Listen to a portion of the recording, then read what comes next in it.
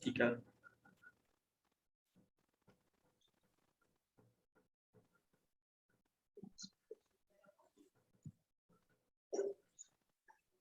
Dah? Dah. Okey, baiklah. Assalamualaikum dan salam sejahtera saya ucapkan kepada pensyarah kami iaitu Dr. Suguna Anak Perempuan Supermani. Pada hari ini, kumpulan kami yang terdiri daripada Cikgu Amirul Irfan, Cikgu Muhammad Lutfi Yanif dan Cikgu Azhar bin Mat Sanggi akan membuat satu pembentangan berkenaan dengan subjek falsafah dan perkembangan pendidikan di Malaysia yang bertajuk Analisa Perkembangan Sistem Pendidikan dan Perhubungan dengan Falsafah Pendidikan Kebangsaan. Jadi tanpa membuang masa, kita teruskan dengan pengenalan bagi pembentangan ini, di mana pertama sekali adalah definisi pendidikan. Definisi pendidikan, dari segi etimologi, perkataan pendidikan berasal daripada perkataan Latin yang membawa maksud mengasuh, membimbing, melihat atau latihan. Menurut Kamus Dewan edisi 4, pendidikan adalah perihal mendidik, ilmu mendidik, pengetahuan mendidik, didikan, latihan atau sesuatu ajaran.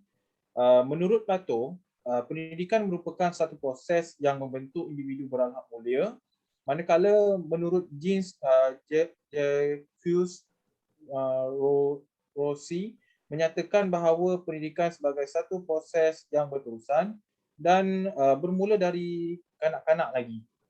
Manakala menurut Mok Song Sang 2000, melalui proses ini segala kebolehan menjadi lahir dengan sendirinya mengikut kehendak dan peraturan semula jadi.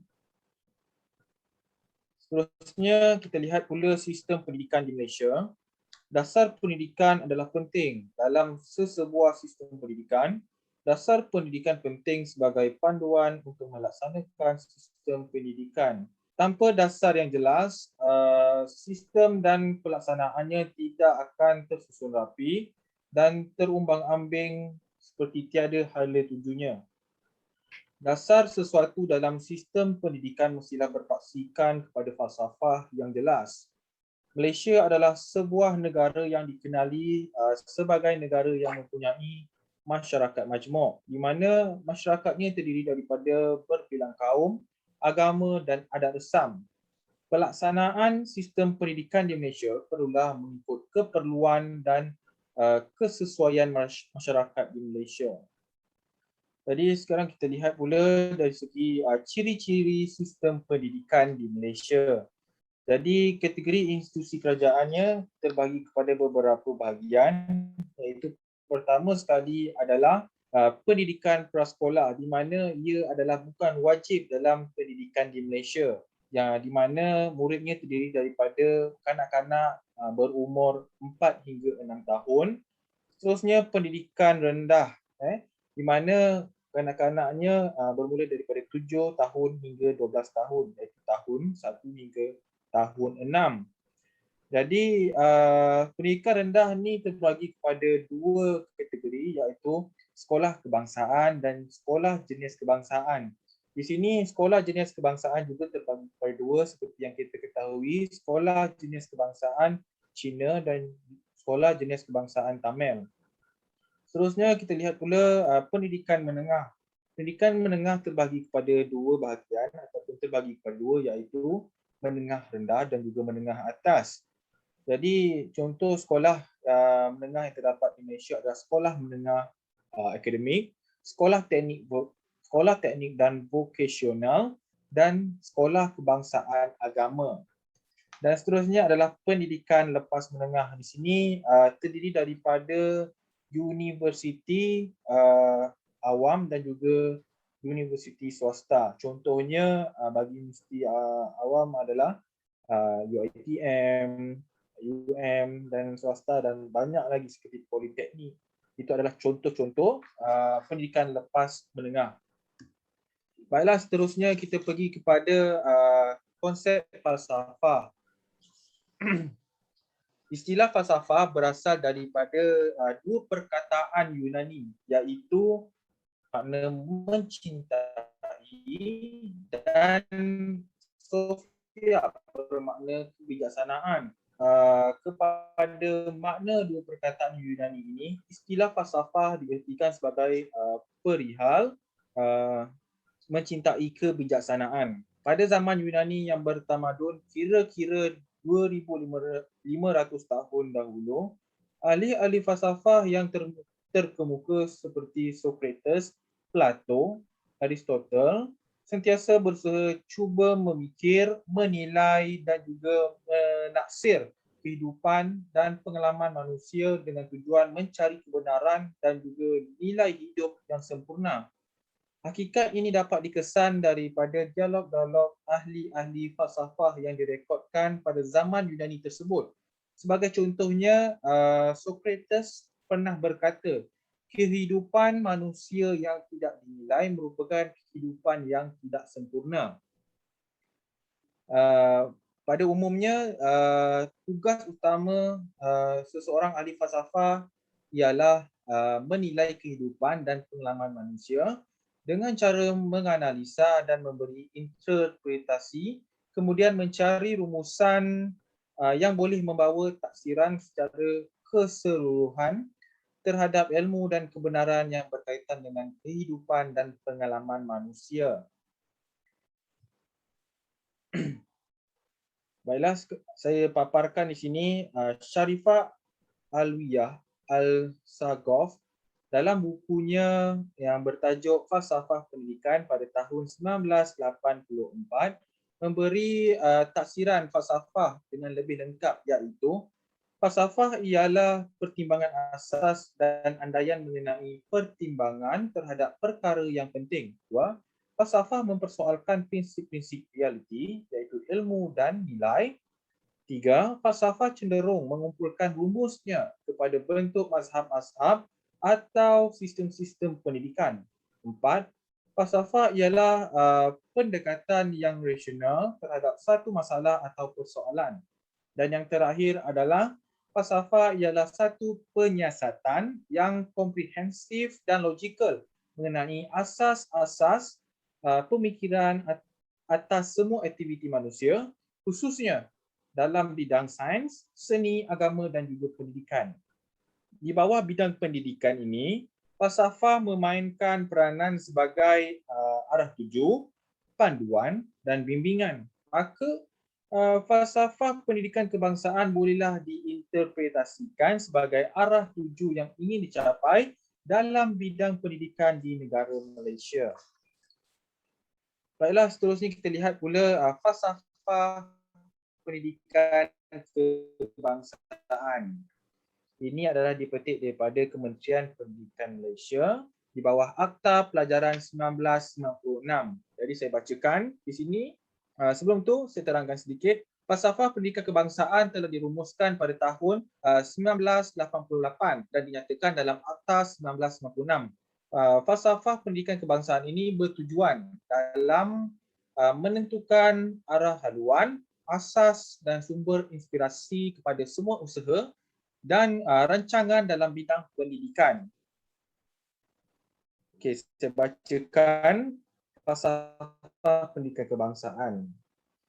Pendidikan di Malaysia adalah satu usaha yang berterusan ke arah lebih memperkembangkan lagi potensi individu secara menyeluruh dan bersepadu untuk mewujudkan insan yang seimbang dan harmonis dari segi intelek, rohani, emosi dan juga jasmani berdasarkan kepercayaan dan juga kepatuhan kepada Tuhan. Usaha ini adalah bertujuan untuk melahirkan warga negara yang berilmu, pengetahuan, berketerampilan, berakhlak mulia, bertanggungjawab dan berkeupayaan mencapai kesejahteraan diri serta memberi sumbangan terhadap keharmonian dan kemakmuran keluarga, masyarakat dan juga negara. Baiklah, kita lihat pula dari segi peranan falsafah pendidikan kebangsaan ini. Dalam sistem pendidikan Malaysia, falsafah pendidikan kebangsaan memainkan peranan yang penting seperti satu, sebuah suluh yang memberi panduan dan arah tuju kepada segala usaha memajukan dan mengembangkan pendidikan. Dua, menjadi dasar dan pertimbangan asas untuk menentukan matlamat pendidikan negara. Tiga, sebagai rujukan untuk membantu para pendidik memahami sistem pendidikan negara. 4, sebagai bimbingan para pendidik semasa mereka melaksanakan tugas-tugas pendidikan. 5, sebagai dasar pertimbangan asas untuk menentukan kurikulum, bahan-bahan pelajaran dan strategi pengajaran dan pembelajaran. 6, sebagai pengawal ke atas aktiviti penyelewengan daripada dasar pendidikan. Jadi dia mengawal daripada perkara-perkara yang luar daripada ataupun menyeleweng daripada dasar pendidikan. 7, menghilangkan salah faham ataupun mengawal salah faham, keraguan ataupun pertelingkahan dalam sebarang usaha melaksanakan tugas ataupun aktiviti pendidikan. Baiklah, sekarang kita lihat pula dari segi matlamat falsafah pendidikan kebangsaan. Berlandaskan kepada falsafah pendidikan kebangsaan yang telah dihuraikan sebentar tadi, maka matlamat pendidikan negara ialah tujuannya melahirkan insan yang baik dan sempurna supaya menjadi warga negara Malaysia yang baik. Dengan kata lain, matlamat pendidikan negara bertujuan untuk melahirkan rakyat Malaysia yang sempurna dan memiliki serta menghayati ciri-ciri berikut. Seperti yang saya pamerkan ini terdapat 6. Jadi saya bacakan satu persatu.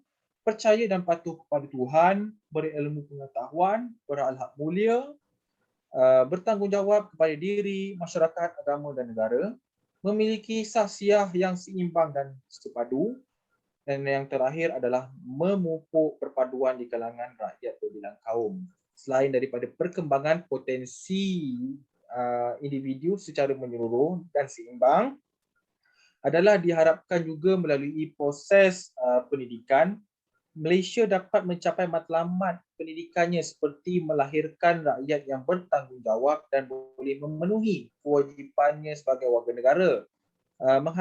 Seterusnya, menghasilkan rakyat yang progresif, mahir serta cekap supaya membolehkannya berupaya melaksanakan tugas secara produktif serta sempurna demi memberikan sumbangan terhadap kemajuan dan perlembagaan. Bukan itu saja, melahirkan rakyat yang boleh memahami dan menerima serta mengamalkan prinsip-prinsip dan cita-cita demokrasi mengikut perlembagaan. Samping itu, melahirkan rakyat yang taat setia kepada raja dan cinta kepada negara. Tambahan pula, ia dapat melahirkan rakyat yang memahami serta mengamalkan prinsip hukum negara dan bersikap toleransi demi mewujudkan perpaduan rakyat berbilang kaum. Yang terakhir adalah dapat mengurangkan jurang perbezaan di antara kaum yang membekalkan kemudahan-kemudahan asas pendidikan kepada golongan yang kurang bernasib baik ataupun kurang berkemampuan. Seterusnya kita lihat pula dari segi unsur-unsur falsafah pendidikan kebangsaan. Jadi berdasarkan falsafah pendidikan kebangsaan yang saya telah bacakan tadi, di sini difahamkan bahawa pendidikan di Malaysia merupakan satu usaha memperkembangkan lagi potensi individu secara menyeluruh dan bersepadu untuk mewujudkan insan-insan yang harmonis dan seimbang berdasarkan kepercayaan dan kepatuhan kepada Tuhan. Dan matlamat pendidikan adalah melahirkan rakyat yang berilmu pengetahuan, berketerampilan, berakhlak mulia, bertanggungjawab, berupaya mencapai kesejahteraan dan memberi sumbangan untuk keharmonian dan kemakmuran negara. Berdasarkan falsafah pendidikan yang telah disebut tadi, maka dapat dihuraikan unsur-unsur falsafah dan matlamat pendidikan kebangsaan dengan huraian ringkas seperti berikut. Pertama adalah memperkembangkan potensi individu. Potensi adalah bakat dan juga kebolehan yang dimiliki oleh manusia sejak dilahirkan. Bakat dan kebolehan ini merupakan anugerah Tuhan meliputi aspek-aspek intelek, rohani, emosi dan jasmani seseorang individu. Potensi individu ini harus diperkembangkan lagi dan dipertingkatkan secara berterusan melalui proses pendidikan. Seterusnya kita lihat pula yang di bawah ini, iaitu menyeluruh dan bersepadu, di mana ia bermaksud potensi yang ada pada diri individu hendaklah dikembangkan ke peringkat optimum dengan cara mengintegrasikan bakat serta kebolehannya yang paling berkait di antara satu sama lain. Seterusnya adalah insan yang harmonis, di mana matlamat ini boleh dicapai apabila semua potensi yang ada pada dirinya telah dikembangkan secara selaras, menyeluruh dan harmonis. Seseorang individu yang seimbang dan harmonis adalah manusia yang telah memiliki sasiah yang bersepadu, menikmati keseimbangan dan kesejahteraan dalam jiwanya. Seterusnya, kita lihat juga dalam falsafah pendidikan kebangsaan terdapat unsur intelek, di mana ia merangkumi unsur hikmah, iaitu ilmu sebenar, daya pemikiran yang inovatif, logikal, analitis dan ilmu yang bermanfaat. Seterusnya, kita juga dapat lihat unsur rohani dan emosi dalam falsafah pendidikan kebangsaan, di mana ia merangkumi unsur-unsur seperti keyakinan kepada Tuhan, agama, kemantapan jiwa, penghayatan nilai-nilai murni dan norma masyarakat, berbudi pekerti yang mulia, semangat berbakti dan berkorban untuk negara dan bangsa. Dan kita dapat juga lihat unsur jasmani, di mana ia mempunyai ciri-ciri seperti kecergasan fizikal dan kesihatan diri untuk berdikari dan hidup secara bermasyarakat. Dan yang terakhir kita dapat terdapat dalam unsur-unsur falsafah pendidikan kebangsaan adalah di mana kepercayaan ini merupakan keyakinan bahawa manusia dan alam sekitar tidak terjadi secara sendirinya, tetapi ada penciptanya. Hukum-hukum alam adalah hukum Tuhan. Oleh itu, manusia perlulah patuh pada Tuhan dengan memikul amanah dan bertanggungjawab kepada Tuhan dalam usaha mentadbir dan memakmurkan alamnya. Jadi seterusnya saya serahkan kepada rakan guru saya.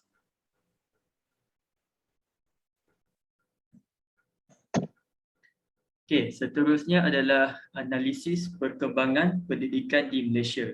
Okey, so perkembangan di Malaysia ada 3, iaitu sebelum, semasa dan selepas. Okey. Okey, kita tengok dulu iaitu sebelum merdeka. Okey, pada masa ini menggunakan sistem pondok dan pendidikan vernakular, iaitu dasar pecah dan perintah merupakan bentuk sistem pendidikan pada masa ini. Tiada penyatuan antara penduduk bandar dengan luar bandar, lebih-lebih lagi antara kaum.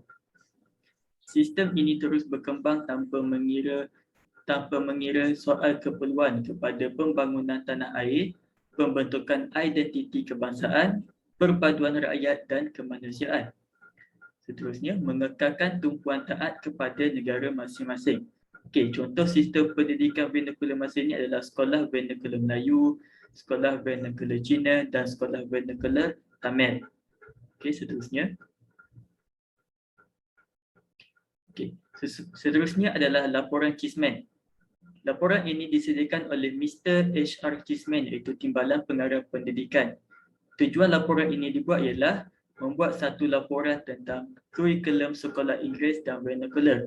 Laporan Chisman ini dibuat pada tahun 1946. Okey, antara cadangan dalam laporan Chisman ini, yang pertama adalah pendidikan peringkat rendah atau asas secara percuma dalam semua bahasa pengantar. Yang kedua, pendidikan peringkat menengah iaitu sekolah pertengahan dan tinggi yang menggunakan bahasa Inggeris, bahasa Melayu, bahasa Mandarin dan bahasa Tamil sebagai bahasa pengantar. Yang ketiga, bahasa Inggeris merupakan mata pelajaran wajib di semua sekolah vernakular. Seterusnya adalah laporan PANS. Ianya dipengerusi oleh Encik L.J. Barnes. Tujuan laporan ini dibuat adalah untuk menyelidik dan memperbaiki pendidikan bagi orang Melayu. Laporan PANS ini dibuat pada tahun 1951. Okey, antara cadangan laporan PANS pula adalah yang pertama, menubuhkan sekolah-sekolah dui bahasa dengan bahasa Inggeris dan bahasa Melayu sebagai bahasa penghantar. Yang kedua, sekolah-sekolah vernakular seperti Melayu, Cina dan Tamil ditukar secara beransur-ansur kepada sekolah kebangsaan. Yang ketiga, pengajaran agama menggantikan pengajaran jawi di sekolah. Seterusnya adalah laporan Fan Wu. Laporan ini disediakan oleh jawatan kuasa mengenai pendidikan Cina pada masa ini. Ianya dipengerusi oleh Dr. Fan dan Dr. Wu. Tujuan laporan ini dibuat adalah melayani kehendak masyarakat Cina yang menganggap laporan PANS sebagai percubaan menghapuskan bahasa dan budaya orang-orang Cina. Laporan Fan Wu ini dibuat pada tahun 1952. Antara cadangan dalam laporan Fan Wu pula, yang pertama adalah memajukan sistem sekolah kebangsaan dengan pengenalan unsur dui bahasa kepada sekolah-sekolah vernakular. Yang kedua, mengadakan 3 bahasa kepada sekolah vernakular melalui bahasa kebangsaan. Yang ketiga, mengekalkan sekolah aliran jenis kebangsaan iaitu Inggeris yang sedia ada. Seterusnya adalah ordinal pelajaran. Tujuan ordinal pelajaran dibuat adalah mengkaji cadangan-cadangan laporan PANS dan laporan Fan Wu serta mencari satu kompromi atau jalan tengah yang baik. Laporan ini dibuat pada tahun 1952. So, antara cadangan dalam ordinal pelajaran ini, yang pertama, sistem pendidikan sekolah kebangsaan dilaksanakan melalui pengenalan bahasa Inggeris secara beransur-ansur di sekolah-sekolah Melayu. Yang kedua, bahasa Melayu dan bahasa Inggeris juga mula dikuatkuasakan di sekolah-sekolah Cina dan Tamil. Dan yang ketiga, sekolah jenis kebangsaan iaitu sekolah jenis kebangsaan Inggeris dikekalkan. Yang keempat pula, pendidikan agama diadakan pada waktu persekolahan untuk murid beragama Islam sahaja. Dan yang kelima, sekolah vokasional diperkembangkan dan diperkenalkan. Seterusnya adalah laporan Razak. Sebagai memenuhi janji pilihan raya supaya mengkaji semula dasar pendidikan, laporan Razak dipengerusi oleh Datuk Abdul Razak Husin iaitu Menteri Pendidikan pada masa ini. Tujuan laporan ini dibuat yang pertama adalah menyemak dasar pendidikan Persekutuan Tanah Melayu dan bina satu sistem pendidikan kebangsaan. Dan yang kedua, kaji semula struktur pendidikan negara. Laporan Razak ini dibuat pada tahun 1956. Antara cadangan laporan Razak, yang pertama adalah bahasa kebangsaan sebagai bahasa pengantar bagi semua peringkat persekolahan. Dan yang kedua adalah satu jenis kurikulum dan peperiksaan sekolah yang sama, berpusat dan bercorak kebangsaan. Seterusnya adalah selepas merdeka. Yang pertama adalah penyata Rahman Talib ataupun laporan Rahman Talib. Laporan ini dibuat untuk mengkaji pelaksanaan dasar pendidikan kebangsaan pada Februari 1960. Ianya dipengerusikan oleh Encik Abdul Rahman Talib iaitu Menteri Pendidikan pada masa ini. Tujuan penyata Rahman Talib ini dibuat adalah untuk menyemak semula pelaksanaan dasar pelajaran kebangsaan. Dan yang kedua, membaiki sistem pendidikan di Persekutuan Tanah Melayu.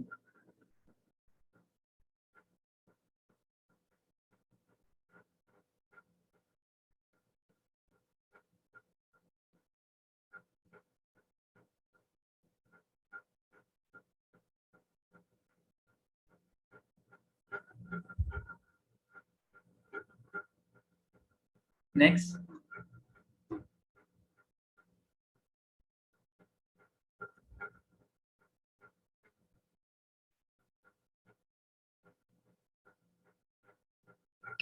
Antara cadangan penyata Rahman Talib ialah yang pertama, pendidikan secara percuma di sekolah rendah, iaitu kenaikan darjah secara automatik hingga ke tingkatan 3. Yang kedua, peperiksaan penilaian darjah 5 diwujudkan pada masa ini. Dan yang ketiga, memajukan pendidikan teknik dan vokasional.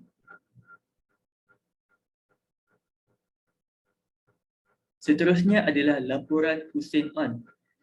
Laporan ini diketuai oleh Hussein On, iaitu Menteri Pelajaran pada masa ini. Tujuan laporan ini dibuat adalah untuk menyediakan pendidikan dasar bagi semua kanak-kanak yang berada dalam lingkungan umur persekolahan.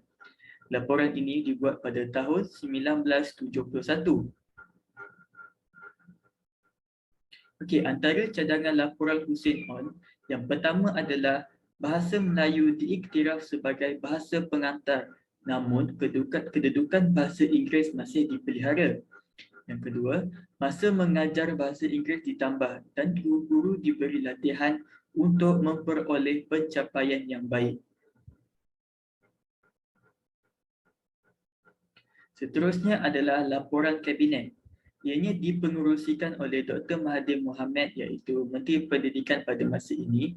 Tujuan laporan Kabinet ini dibuat ialah untuk mengkaji semua matlamat dan kesannya sistem pendidikan sekarang termasuk kurikulum dalam rangka dasar pelajaran kebangsaan yang wujud, dengan tujuan untuk memastikan bahawa keperluan tenaga rakyat dapat dipenuhi sama ada dari jangka pendek maupun jangka panjang, dan memastikan sistem pelajaran itu dapat memenuhi matlamat negara ke arah melahirkan masyarakat yang bersepadu, berdisiplin dan terlatih.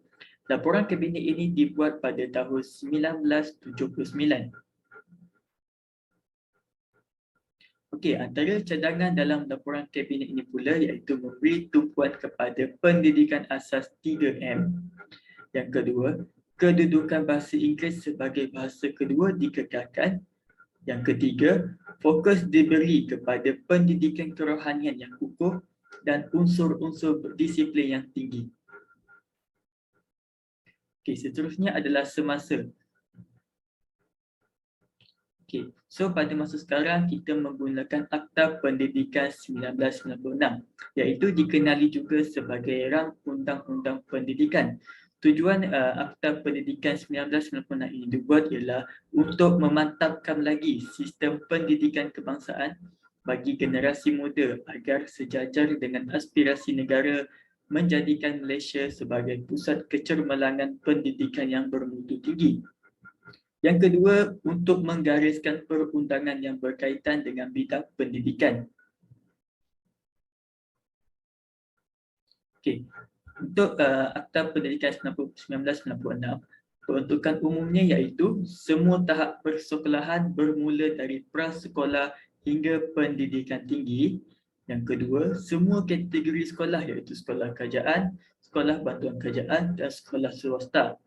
Yang ketiga pula, status bahasa kebangsaan dijadikan bahasa pengantar utama dalam sistem pendidikan kebangsaan. So dalam Akta Pendidikan 1996 ini, ketiga-tiga ini adalah peruntukan umum yang penting di dalam Akta Pendidikan 1996.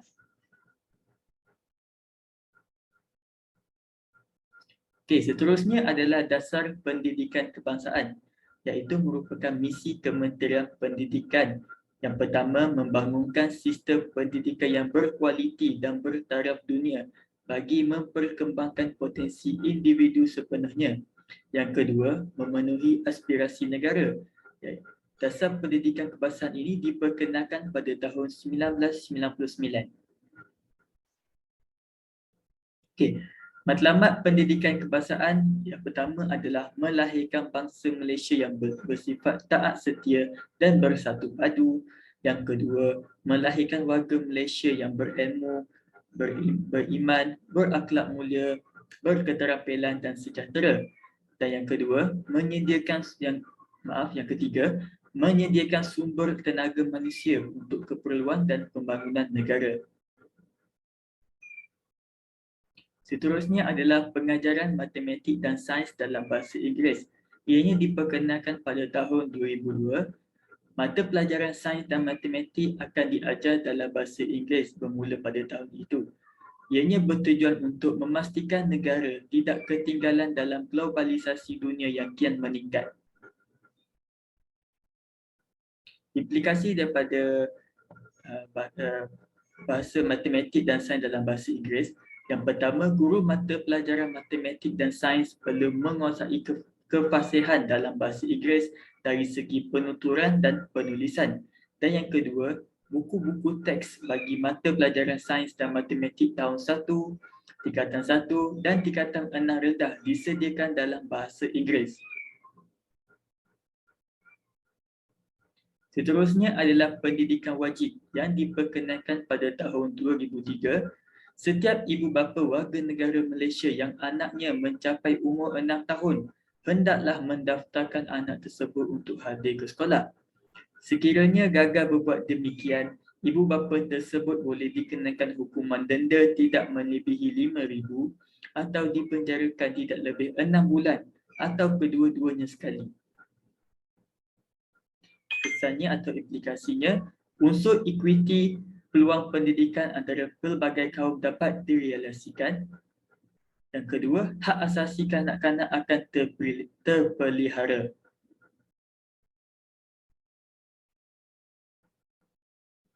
Seterusnya adalah status mata pelajaran bahasa Cina dan bahasa Tamil yang diperkenalkan pada tahun 2005. Mata pelajaran bahasa Cina dan bahasa Tamil dijadikan sebagai mata pelajaran elektif sahaja di sekolah-sekolah kebangsaan.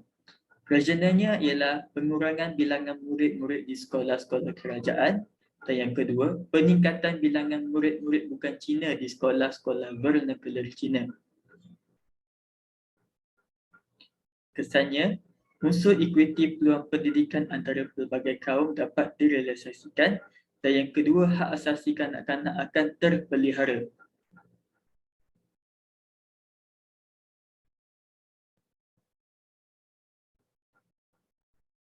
Seterusnya, harap maaf. Seterusnya,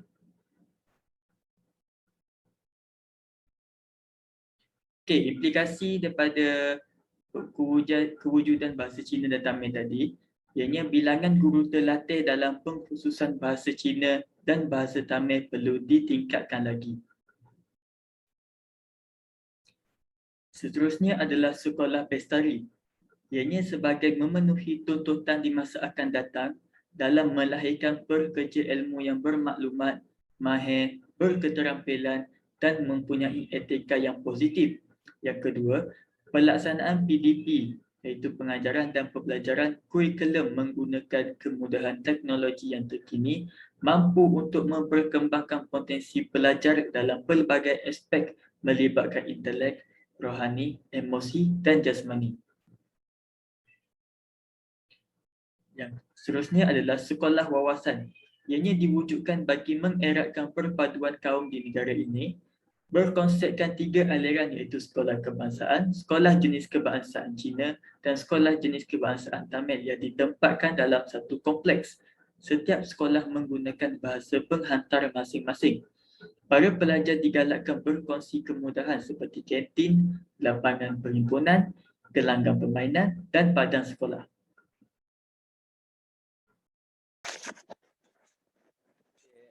Assalamualaikum. Okay, seterusnya kita masuk kepada hubungan antara perkembangan pendidikan dan falsafah pendidikan kebangsaan. Okay, yang pertama iaitu pendidikan ialah satu usaha. Pendidikan melibatkan 3 peringkat iaitu peringkat awal, peringkat sekolah dan peringkat lepas sekolah. Okay, yang kedua iaitu memperkembangkan lagi potensi individu, di mana potensi individu ini dilihat dari aspek jasmani, emosi, rohani, intelek dan sosial. Okay, yang ketiga iaitu rakyat yang berilmu pengetahuan. Okay, bagi membentuk rakyat Malaysia yang berilmu pengetahuan, konsep pendidikan sepanjang hayat hendaklah menjadi amalan di semua sekolah. Okay, yang keempat iaitu perkembangan potensi secara menyeluruh dan bersepadan di mana perkembangan Jeris ini adalah berpaksikan kepada prinsip ketuhanan, iaitu penguasaan ilmu, kemahiran dan nilai tidak boleh bertentangan dengan prinsip ketuhanan tersebut. Okay, yang kelima iaitu rakyat Malaysia yang berakhlak mulia. Sebagai rakyat Malaysia perlu mengamalkan nilai-nilai murni, bertingkah laku yang baik, berdisiplin serta bersopan santun. Okay, seterusnya iaitu rakyat Malaysia yang bertanggungjawab. Sebagai rakyat Malaysia mestilah berperanan yang amanah, produktif dan bertanggungjawab dalam melaksanakan tugas. Okay, akhir sekali iaitu rakyat Malaysia yang berketerampilan, di mana dalam usaha menjadi negara maju, negara sangat memerlukan tenaga kerja yang berketerampilan dalam kalangan untuk menghadapi cabaran hidup yang akan datang.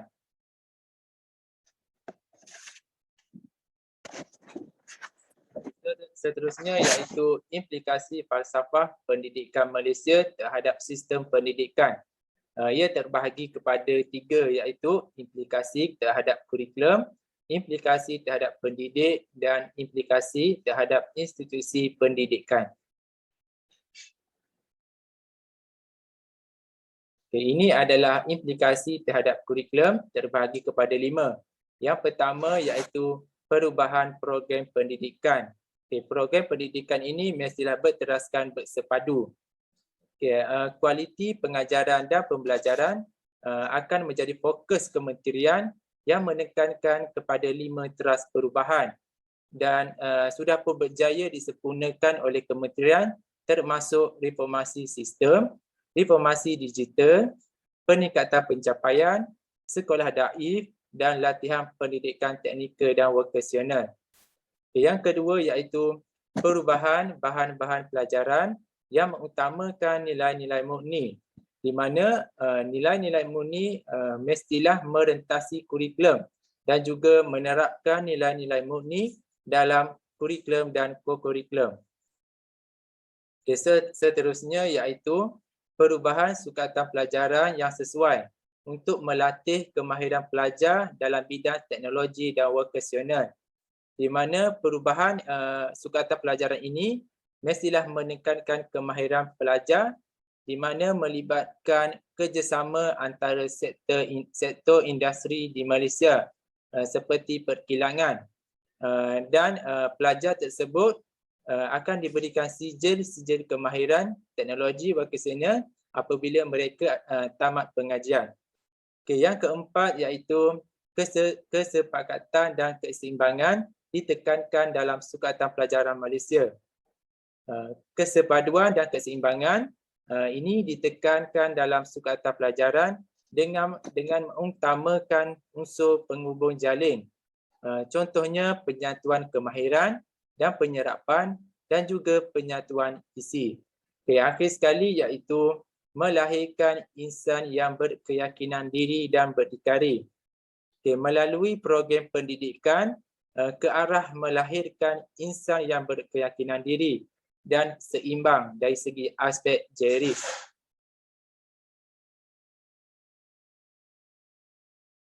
Okay, ini adalah implikasi terhadap pendidik.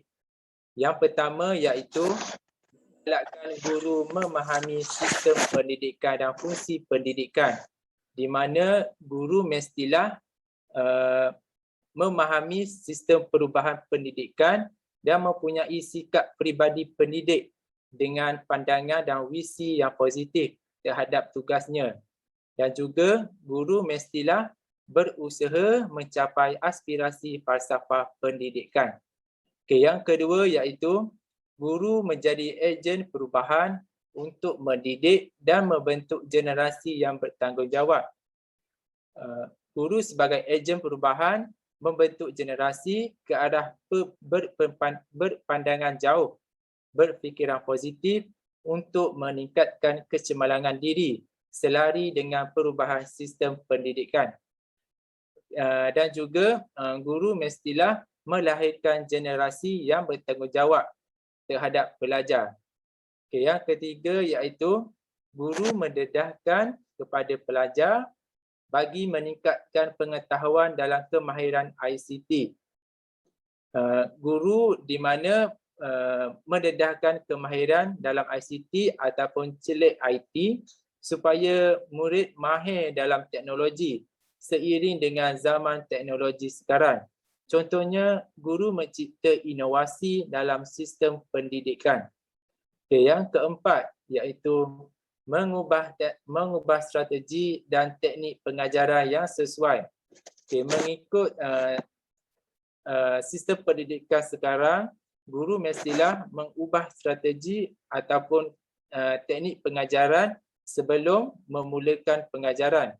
Di mana guru mestilah melaksanakan strategi pengajaran dan pembelajaran yang baru untuk melahirkan insan yang seimbang. Misalnya berkonsepkan PAK 21.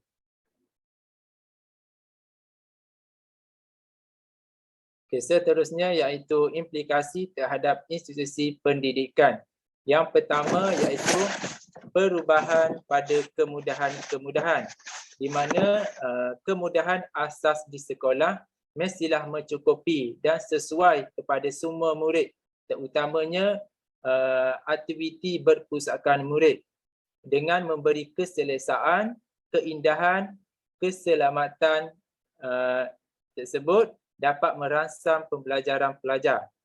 Okay, yang kedua iaitu perubahan pada organisasi sekolah, di mana pihak sekolah mestilah berwawasan dalam satu organisasi mestilah mempunyai ciri-ciri yang baik, iaitu digerakkan oleh pemimpin, dikongsi dan disokong, berkomprehensif dan terperinci. Dan ia juga mestilah berpositif dan memberi dorongan kepada semua pihak. Okay, yang ketiga iaitu perubahan pada aktiviti budaya sekolah yang kondusif.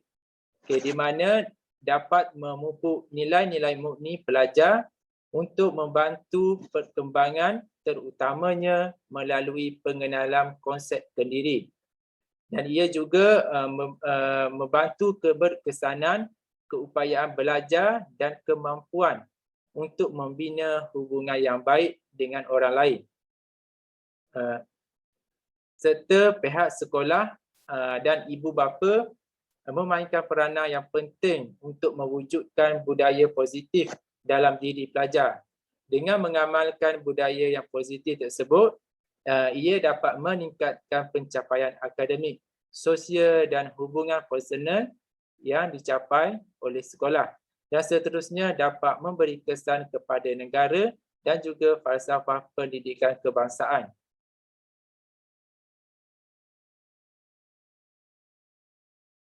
Okay, kesimpulannya ialah sistem pendidikan di Malaysia ternyata telah mengalami banyak perubahan semenjak dari zaman penjajahan sehingga zaman selepas kemerdekaan.